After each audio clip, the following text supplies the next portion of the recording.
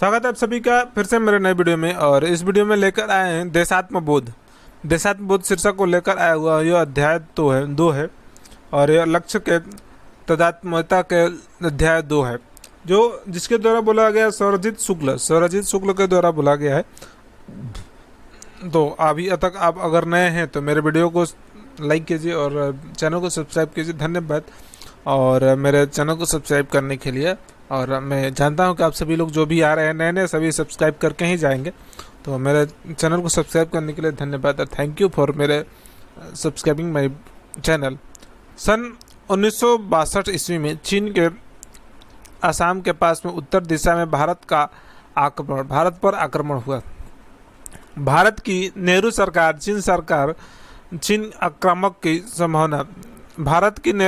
चीन आक्रमण की संभावना पर विश्वास नहीं कर पाती थी और चीन के इस प्रकार इस पर भारत पर आक्रमण करेगा नेहरू की सरकार यह विश्वास नहीं करती, क्योंकि गुट निरपेक्ष के माध्यम से नेहरू जी ने अपने चीन के साथ में दोस्ती बनाकर रखा था, लेकिन किंतु यह उसको विश्वास नहीं था कि ऐसा हो सकता है।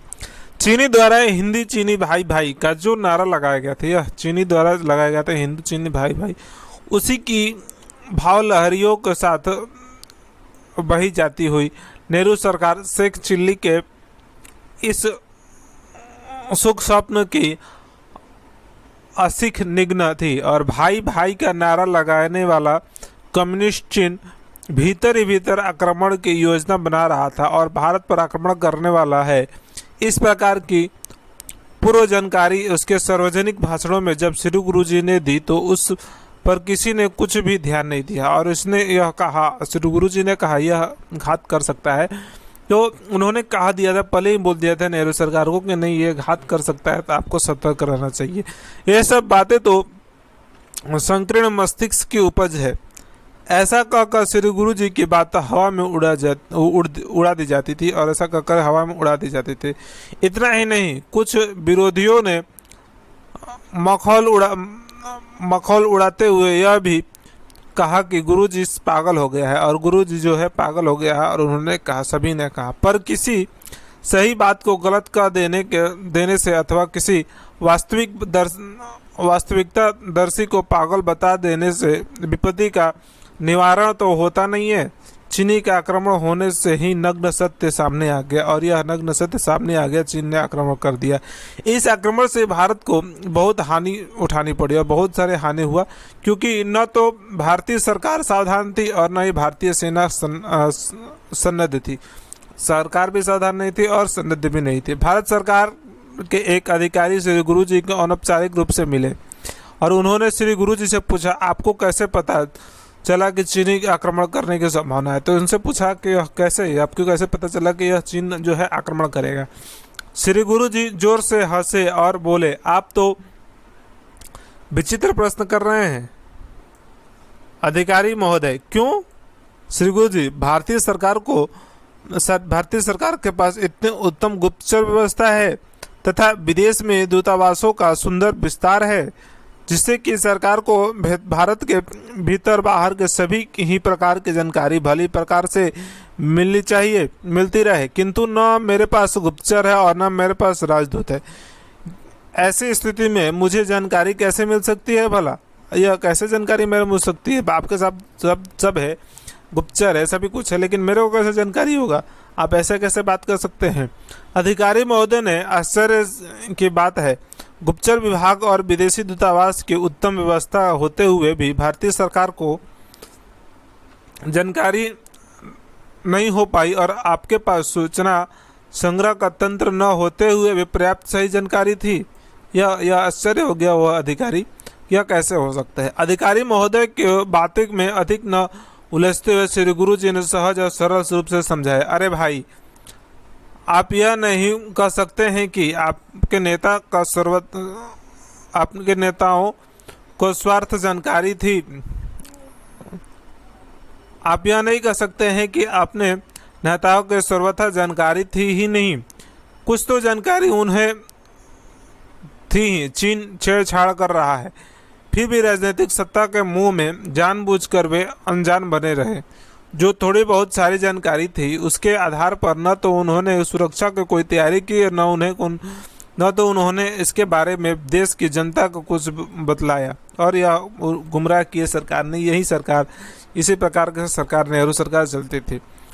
यह तो बात हुई थोड़ी बहुत जानकारी के बारे में, तो सरकारी सूचना तंत्र के द्वारा उन्हें प्राप्त होती है, और पर ऑफिस की चार दीवारों और भीतर बैठे रहने के बातों की सही और पूरी जानकारी हो सकती है। हमारे नेतागण कब बाहर निकलकर जन के निकट और घनिष्ठ संपर्क स्थापित करने का प्रयास करेंगे, यह कब करेंगे, और कब तक बैठे रहेंगे उस एसी में और उस घर में बैठे रहेंगे और बाहर नहीं निकलेंगे।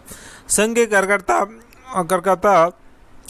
के कार्यकर्ता गण मेरा कार्यक्रम कुछ इस ढंग से बनाते हैं कि सारे भारत का भ्रमण मेरे द्वारा वर्ष भर में कम से कम 2 बार हो जाता है। और संघ के कार्यकर्ता ऐसे बनाते हैं कि भारत में 2 बार उनका भ्रमण हो जाता है। इस भ्रमण काल में ही लोगों से मिलते रहने के कारण बहुत ही जानकारियाँ अनावश्यक ही मिल जाया करती है, और उनसे मिलते और पब्लिक में रहेंगे तो आपको सभी कुछ जानकारी, एकदम बारीकी छोटी जानकारियाँ मिल सकती है। श्री गुरु जी ने यह तो हेतु बताया, वह स्थूल स्तर का था, किंतु इस स्थूल हेतु से अलग एक और हेतु था सूक्ष्म स्तर का, जिसे जानते थे केवल निकटवर्ती लोग। समाज में सबको स्नेह के एक सूत्र में पिरोने के लिए श्री गुरु जी ने सतत भ्रमण करना पड़ता था, और सरसंघचालक के नाते 33 वर्षों में उन्होंने अनेक बार भारत की परिक्रमा की थी। साधनों की, सुविधाओं की और वाहनों की कमी होते हुए भी ऐसे परिक्रमा करने वाले संभवतः वे अकेले ही राष्ट्र नेता थे। ऐसा साधन कम होने पर भी वो इतने परिक्रमा कर पाते थे, वो एक अकेला राष्ट्र नेता थे। इस सतत संचरण के फलस्वरूप देश के कोने कोने के समस्याओं से और वहाँ की स्थिति से वे भली भांति परिचय थे। परिस्थिति का यह सम्यक ज्ञान और उनका अचित मूल्यांकन श्री गुरु जी के एक अनमोल पूंजी बन जाती थी, जिसके आधार पर वे समय समय पर समस्त देशवासियों तथा सरकार को संकटों के संबंध में सजग और सतर्क करते रहते थे।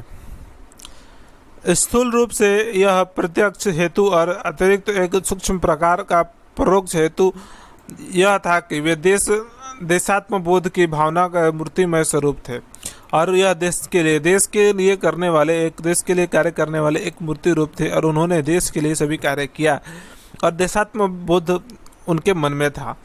उनमें देश के प्रति आत्मबोध की भावना इतनी प्रबल थी कि वे देश के किसी भी कोने में कुछ भी छोटी अथवा बड़ी घटना तो हो जाए तो उनके ठेस उन्हें पहुंचती थी, और उनके शरीर पर उस घटना का प्रभाव प्रतिबिंब हो उठता था। भारत भूमि को वे जमीन, पहाड़, नदी, जंगल, पशु आदि का एक जमघट मात्र नहीं मानते थे, अपितु इस भूमि के प्रति मातृभावना उनके जीवन के पूर्ण रूप से बदमूल थी।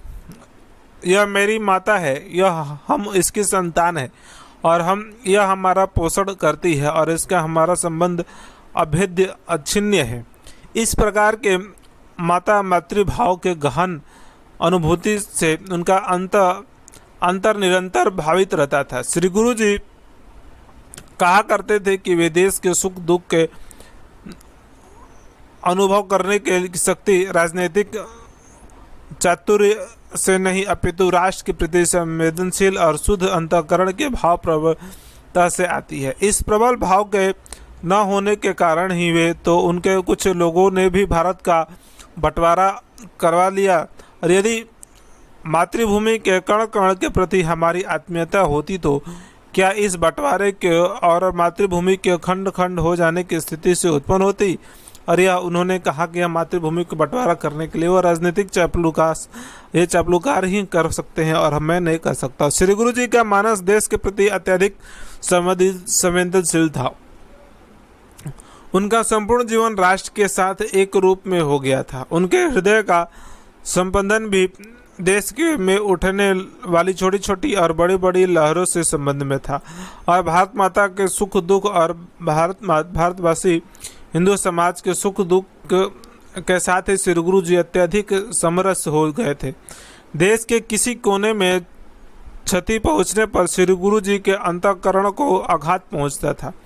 मौलिक साधनों में से जितनी सूचनाएं मिल सकती थी उन सबके से अलग ये आघात भी उस क्षति की सूचना दे दिया करती थी। राष्ट्र जीवन के साथ यह तो तल्लीनता उनके जीवन के अंग प्रत्यंग की ओतप्रोत थी और उसी के फलस्वरूप उन्होंने भविष्यवाणी करने का सौभाग्य प्राप्त होता था। और क्या सचमुच इतना तादात्म्य राष्ट्र जीवन के साथ संभव है? यह संभावना की चरितार्थता सिद्ध करता है श्री गुरु जी का जीवन।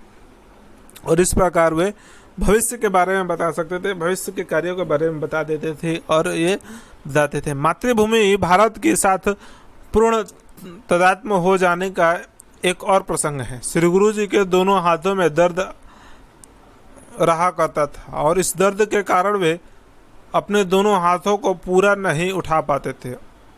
अनेक प्रकार के चिकित्सा के उपरांत भी यह दर्द मिट नहीं सका और पहले अपने सहयोगियों का मन करने पर भी वे श्री गुरु जी ने सब प्रकार के चिकित्सा करवा ली, पर वे यह जानते थे कि यह दर्द मिटने वाला नहीं है। वे कई बार कहा करते थे कि यह दर्द मेरे जीवन का साथी है और उनके दाहिने हाथ में और बाएं हाथ में यह दर्द आरंभ हुआ है। सन 1947 में जब भारत का विभाजन हुआ और यह विभाजन के फलस्वरूप भारत के दाहिने और बाएं हाथ कट गए और काट कर अलग कर दिए गए थे। यानी यह दर्द था उनका दाएं हाथ, बांग्लादेश जो पूर्वी पाकिस्तान और पश्चिमी पाकिस्तान बना था, इसलिए दर्द होता था और यह दर्द जीवन भर उनका नहीं गया। हाथ पे दर्द ही दर्द रहता था, कितने उपरांत करने पर भी वो दर्द खत्म नहीं हुआ। इस प्रकार के यह राष्ट्र पुरुष थे श्री गुरु जी, जिनके मार्गदर्शन से हम लोग आज इतने बड़े कार्य को कर रहे हैं।